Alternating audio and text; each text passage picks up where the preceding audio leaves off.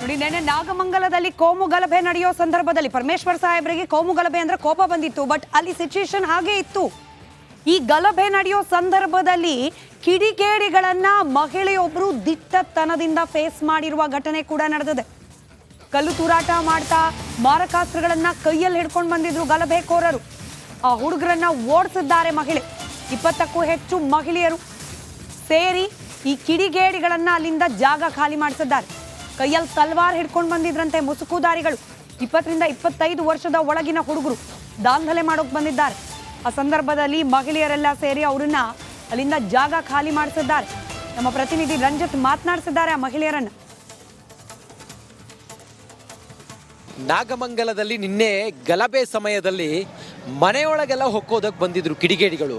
ಆಗ ಮನೆಯಲ್ಲಿದ್ದಂಥ ಮಹಿಳೆಯರು ಅವ್ರನ್ನ ಓಡಿಸ್ಕೊಂಡು ಹೋಗ್ತಾರೆ, ಅಟ್ಟಾಡಿಸ್ಕೊಂಡು ಹೋಗ್ತಾರೆ. ತಲ್ವಾರ್ಗಳನ್ನ ಮಚ್ಚು ಲಾಂಗ್ಗಳನ್ನ ಹಿಡ್ಕೊಂಡು ಬಂದಂಥ ಕಿಡಿಗೇಡಿಗಳು ಈ ಮನೆಯೊಳಗೆಲ್ಲ ಹೊಕ್ಕೋಗಿ ಬಂದಿದ್ರು. ಆಗ ಮಹಿಳೆಯರೆಲ್ಲ ಅಟ್ಟಾಡಿಸ್ಕೊಂಡು ಹೋಗಿ ಅವ್ರನ್ನ ಓಡಿಸ್ತಾರೆ. ಆಗ ಈ ರಸ್ತೆಯಲ್ಲಿ ಅವರು ಬಂದು ಬೆಂಕಿ ಹಚ್ಚಿ ದಾಂಧಲೆಯನ್ನು ಮಾಡಿದ್ದಾರೆ. ಪ್ರತ್ಯಕ್ಷದರ್ಶಿಗಳಿದ್ದಾರೆ, ಇಲ್ಲೊಬ್ರು ತಾಯಿ ಇದ್ದಾರೆ. ಅವರು ರಾತ್ರಿ ಇಲ್ಲಿ ಗಲಾಟೆ ಮಾಡೋದಕ್ಕೆ ಬಂದಂಥ ಹುಡುಗರನ್ನ ಓಡಿಸಿದ್ರಂತೆ, ತಲವಾರಲ್ಲಿ ಹಿಡ್ಕೊ ಬಂದಿದ್ರಂತೆ, ಅವ್ರು ಓಡಿಸಿದ್ರಂತೆ. ನೋಡಿ, ಅವ್ರನ್ನ ಮಾತಾಡ್ತೀನಿ. ಅಮ್ಮ, ಎಷ್ಟು ಗಂಟೆ ಸುಮಾರಿಗೆ? 9-10 ಗಂಟೆ ಸರ್. ಎಷ್ಟು ಜನ ಬಂದಿದ್ರು? ಶುರುವಾಗಿತ್ತು 10 ಗಂಟೆಯಲ್ಲಿ, 11 ಗಂಟೆ ರಾತ್ರಿ 12 ಗಂಟೆ ತಕ್ಕಲು ಗಲಾಟೆನೇ ಇಲ್ಲ. ತಲ್ವಾರ್ ಹಿಡ್ಕೊಂಡು ಬಂದಿದ್ರಂತೆ, ಹೌದಾ? ಎಲ್ಲ ಬರೇ ಮಚ್ಚು, ಲಾಂಗು, ದೊಣ್ಣೆ ಅವೆಲ್ಲ. ತಾವೆಲ್ಲ ಓಡಿಸಿದ್ರ? ನಾವು ಒಂದು 50 ಜನ ಹೆಂಗಸರು ಗಂಡಸರು ಎಲ್ಲ ಓಡಿಸಿದೀವಿ.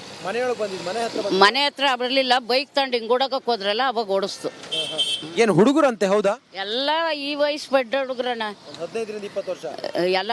ಅಷ್ಟೇನೆ, ಒಂದು 200-300 ಜನ. ಏನು ಬಂದು ನುಗ್ಗೋದು, ಗಲಾಟೆ ಮಾಡೋದು, ಚೀರೋದ, ಕಿರ್ಚೋದು, ಕಲ್ತಾಂಡ್ ಪಟ ಹೊಡೆಯೋದು, ನಾವು ಸದ್ದು ಅಂತ ಎಲ್ಲ ಓಡ್ಬಂದು ಅಷ್ಟೇ. ಇಲ್ಲಿ ಶೋರೂಮ್ಗೆಲ್ಲ ಹಾನಿ ಮಾಡಿದ್ರಲ್ಲ, ಅವಾಗ ತಾವೇನ್ ಮಾಡಿದ್ರಿ? ಅವಾಗೆಲ್ಲ ನಾವು ಇಲ್ಲಿ ಹತ್ರ ಬರಲಿಲ್ಲ. ಜೀಪ್ ಇತ್ತು, ಪೊಲೀಸ್ ಜೀಪ್ ಇಲ್ಲೇ ನಿಂತಿತ್ತು. ಅವಾಗ ಪೊಲೀಸ್ ವೆಹಿಕಲ್ ಇಲ್ಲೇ ಇತ್ತು. ಅವ್ರಿದ್ರು, ಅವ್ರು ಎತ್ತಲಿಲ್ಲ. ಎಲ್ಲ ತಮ್ಗೆ ಗೊತ್ತಿರೋರ ಸುತ್ತಮುತ್ತಲವ್ರ? ಇಲ್ಲಿ ಯಾರನ್ನ ನಾವು ಇದಾಕಿದ್ರಲ್ಲ ಸಹ, ನಾವು ನೋಡಕ್ಕಾಗಲ್ಲ. ಏನ್ ಹಾಕಿದ್ರು ಮುಖಕ್ಕೆ? ಬಟ್ಟೆಗಳು ಹಿಂಗ್ ಕಪ್ಪು ಕಟ್ಕೊಂಡಿದ್ರು. ಈ ಕತ್ಲೆ ಕರೆಂಟ್ ಇಲ್ಲ, ನೋಡಕ್ಕೆ ಅವ್ರು ಸಾಧ್ಯ ಇಲ್ಲ, ಯಾರು ಅಂತ ಗುರ್ತಿಡಿಯಕ್ಕೂ ಆಗಲ್ಲ. ತಾವು ಏನ್ ಮಾಡಿದ್ರ ಅವಾಗ? ಅದೇ ಏನು ಮಾಡ್ಲಿಲ್ಲ, ನಿಂತ್ಕೊಂಡು ನೋಡ್ದು. ಯಾವಾಗ ಹತ್ ಕಡೆಗೆ ಬಂದ್ರು ಅವಾಗ ನಾವು ಓಡಿಸ್ಕೊಂಡ್ಬಂದು ಅಷ್ಟೇ. ಎಷ್ಟು ಜನ ಇದ್ರು ಅವಾಗ? 4-5 ಜನ ಹಂಗೆ ಬಂದ್ರು. ಅವಾಗ ನಾವು ಹೆಂಗಸರು ಮಕ್ಕಳೆಲ್ಲ ಓಡಿಸ್ಕೊಂಡ್ಬಂದು ಅಷ್ಟೇ. ಈಗ ಏನು ಹಿಂಗಾದ್ರೆ ಹೆಂಗೆ ಅಂತ, ಯಾಕೆ ಹಿಂಗೆ ಮಾಡ್ತಾರೆ? ಯಾಕೆ ಹಿಂಗೆ ಮಾಡ್ತಾರೋ? ನಾವು ಅಲ್ಲಿ ತರಕಾರಿ ಮಾರ್ತೀವಿ ಸಹ, ಇವತ್ತು ಹೋಗಿಲ್ಲ. ನೋಡಿ, ಇದು ಪ್ರತ್ಯಕ್ಷದರ್ಶಿಗಳು ಕಂಡವರು. ಏನಾಯಿತು ಆ ಸಮಯದಲ್ಲಿ ಪ್ರತ್ಯಕ್ಷದರ್ಶಿಗಳು ತಮ್ಮ ಕಣ್ಣಾರೆ ಕಂಡವರು, ತಲ್ವಾರ್ ಹಿಡ್ಕೊಂಡು ಒಳಗಡೆ ಬಂದಾಗ ಅವ್ರನ್ನ ಅಟ್ಟಾಡಿಸ್ಕೊಂಡು ಬಂದವರು, ಚಿಕ್ಕ ಚಿಕ್ಕ ಹುಡುಗರು ಅಂತೇಳಿ ಹೇಳ್ತಾ ಇದ್ದಾರೆ. ನೋಡೋಣ, ಪೊಲೀಸರು ಕೆಲವರನ್ನ ಈಗ ವಶಕ್ಕೆ ಪಡೆದುಕೊಂಡಿದ್ದಾರೆ. 20ರಿಂದ 22 ವರ್ಷ ವಯಸ್ಸಿನ ಹುಡುಗರಂತೆ. ನೋಡಿ, ಎಂಥ ಅಮಲು ಅವರಿಗೆ ಅನ್ನೋದನ್ನು ನಾವು ಅರ್ಥ ಮಾಡ್ಕೋಬೇಕಿಲ್ಲಿ. ಕ್ಯಾಮ್ರಾ ಪರ್ಸನ್ ಮಂಜುನಾಥ್ ಜೊತೆ ನಾನು ರಂಜಿತ್ ಸೂರ್ಯ, ರಿಪಬ್ಲಿಕ್ ಕನ್ನಡ, ನಾಗಮಂಗಲ. ಸಚಿವ ಚಲುವರಾಯ ಸ್ವಾಮಿ ಅವರು ಕೂಡ ರಿಯಾಕ್ಷನ್ ಕೊಡ್ತಿದ್ದಾರೆ ಈ ಘಟನೆ ಕುರಿತಂತೆ. ಎಲ್ಲಾ ಧರ್ಮದಲ್ಲೂ ಕೂಡ ಕಿಡಿಗೇಡಿಗಳಿದ್ದಾರೆ. ಮಂಡ್ಯದಲ್ಲಿ ಸಚಿವ ಚಲುವರಾಯ ಸ್ವಾಮಿ ಅವರ ಸ್ಟೇಟ್ಮೆಂಟ್ ಇದು. ಎಲ್ಲಾ ಧರ್ಮದಲ್ಲೂ ಕೂಡ ಕಿಡಿಗೇಡಿಗಳಿದ್ದಾರೆ. ಒಂದೇ ಧರ್ಮದಲ್ಲಿ ಅಥವಾ ಒಂದೇ ಧರ್ಮದಿಂದ ಆಗಿದೆ ಅಂತ ಹೇಳಕ್ಕಾಗಲ್ಲ ಅನ್ನೋ ರೀತಿಯಲ್ಲಿ ಸಚಿವ ಚಲುವರಾಯ ಸ್ವಾಮಿ ಅವರು ಹೇಳಿಕೆ ಕೊಟ್ಟಿದ್ದಾರೆ. ಬ್ರದರ್, ನೋಡ್ರಿ, ಯಾವುದೇ ಇದನ್ನು ಟೀಕೆ ಮಾಡೋದಕ್ಕೆ ಸರ್ಕಾರ ಹೊಣೆ ಅಂತ ಹೇಳೋದು ಸಹಜ. ಅಪೋಸಿಷನ್ ಅವರಿರಲಿ ಅಥವಾ ಮೀಡಿಯಾ ಇರಲಿ, ಸಹಜವಾದ. ನೀನು ಬಂದು ಮಂತ್ರಿ ಆದ್ರೂ ಪಕ್ಕದ ನಿನ್ನ ಸ್ನೇಹಿತ ಮೀಡಿಯಾದಲ್ಲಿದ್ರೂ ನಿನ್ನನ್ನು ಹಂಗೆ ಕ್ವಶನ್ ಮಾಡೋದು ಗೊತ್ತಿರೋ ವಿಚಾರ ಅದು. ಬಟ್ ಆದರೆ ಗೃಹ ಮಂತ್ರಿಗಳು ನಾನೇ ಇಲ್ಲಿರೋದ್ರಿಂದ ಅವ್ರು ಚಲುವರಾಯ ಸ್ವಾಮಿಯವರು ಅಲ್ಲಿದ್ದಾರೆ, ಎಲ್ಲವನ್ನು ನೋಡಿ ನಮಗೆ ವರದಿ ಕೊಡ್ತಾರೆ ಅಂತ ಹೇಳಿದ್ದಾರೆ. ಬಟ್ ಅವರು ಪೂರ್ಣ ಪ್ರಮಾಣದಲ್ಲಿ ನೋಡದೇ ಇದ್ದಾಗ ಇರ್ಬೋದು ಈ ಥರ ಅಂತ ಹೇಳಿದ್ದಾರೆ. ಬಟ್ ನಾನೇ ಸ್ಪಾಟಿಗೆ ಬಂದಿರೋದ್ರಿಂದ ನಾನು ನೋಡಿದ್ದೀನಿ. ಕೆಲವು ಸಣ್ಣ ಪುಟ್ಟ ಅಂತ ಅಲ್ಲ, ಕೆಲವು ಡ್ಯಾಮೇಜ್ ಆಗಿದೆ, ಅದನ್ನು ಸರಿಪಡಿಸಿ. ಒಬ್ಬೊಬ್ಬರು ಹೇಳಿದ್ರೆ ಏನು ಹೇಳ ಅಲ್ಲ ಗುರು, ಒಬ್ಬೊಬ್ಬರೇ ಮಾತಾಡಿದ್ರು. ಈ ರೀತಿ ಘಟನೆ ಇದೇ ಮೊದಲಲ್ಲ. ನಾಗಮಂಗಲ ಒಂದಾಯಿತು, ಆಸ್ತಿಯ ಅದು ಚಿಕ್ಕದಾಗಿತ್ತು. ಆದರೆ ಕೆರಗೋಡು ಅಂತ ಒಂದು ವಿಲೇಜಲ್ಲೂ ಈ ರೀತಿಯಾದ ಘಟನೆಗಳು ಕಾಂಗ್ರೆಸ್ ಸರ್ಕಾರಕ್ಕೆ ಬಂದಾಗ ಈ ರೀತಿಯಾದ ಘಟನೆಗಳಿಗೆ ಪ್ರಚೋದನೆ ಸಿಗುತ್ತೆ ಅಂತ. ಕಲಬುರಗಿನಲ್ಲಿ ಯಾವುದೋ ಒಂದು ಶಾಪಲ್ಲಿ ಯಾವುದೋ ಒಂದು ಅದಕ್ಕೂ ಒಬ್ಬ ಮುಸ್ಲಿಂ ಹಂಚಿದ್ರು ಅಂತ ಹೇಳಿದ್ರು. ನೋಡಪ್ಪ, ಒಂದು ನಿಮಿಷ ಬ್ರದರ್, ಬ್ರದರ್, ಒಂದು ನಿಮಿಷ ಒಬ್ಬೊಬ್ಬರಾಗಿ ಹೇಳಿದ್ರೆ ನಾನು ಕ್ಲಾರಿಫೈ ಮಾಡ್ತೀನಿ. ಕಳೆದ ಬಾರಿ ಕೂಡ ಇದೇ ಸ್ಥಳದಲ್ಲಿ ಇಂದು ಹತ್ಯೆ ಘಟನೆ ನಡೆದಿತ್ತು. ಪೊಲೀಸರು ವೈಫಲ್ಯ ಇದೆ ಅನ್ನೋ ಮಾತಾಡೋದು. ಪೊಲೀಸ್ ವೈಫಲ್ಯ ಇದ್ದರೆ ಖಂಡಿತ ಅವ್ರ ಮೇಲೂ ಸರ್ಕಾರ ಕ್ರಮ.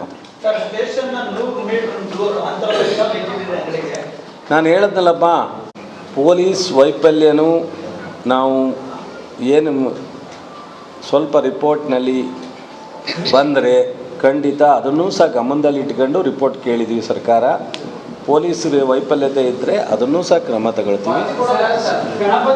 ಜಿಲ್ಲಾಧಿಕಾರಿಗಳಿದ್ದಾರೆ, ಮೇಲ್ಪಟ್ಟ ADGPನೂ ಬಂದೋಗಿದ್ದಾರೆ, ಮೈಸೂರು ಐಜಿನೂ ಬಂದೋಗಿದ್ದಾರೆ, ಅವರು ವರದಿಯನ್ನು ಕೂಡ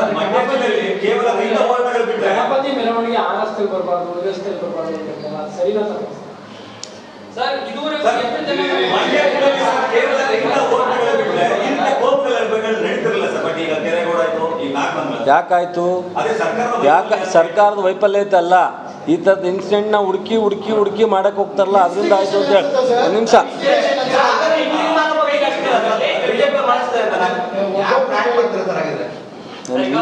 ಹೀಗೆ ನೋಡಪ್ಪ, ಬೇಜಾರು ಮಾಡ್ಕೊತೀರಾ ನೀವು. 4 ಜನ ನೀವೇ ಸ್ನೇಹಿತರುಗಳು, ಒಬ್ಬರಾದ್ಮೇಲೆ ಒಬ್ರು ಕ್ವಶನ್ ಕೇಳಿ ಅಂದರೆ ನೀವೇ 4 ಜನ ಒಟ್ಟಿಗೆ ಕೇಳ್ತೀರಾ?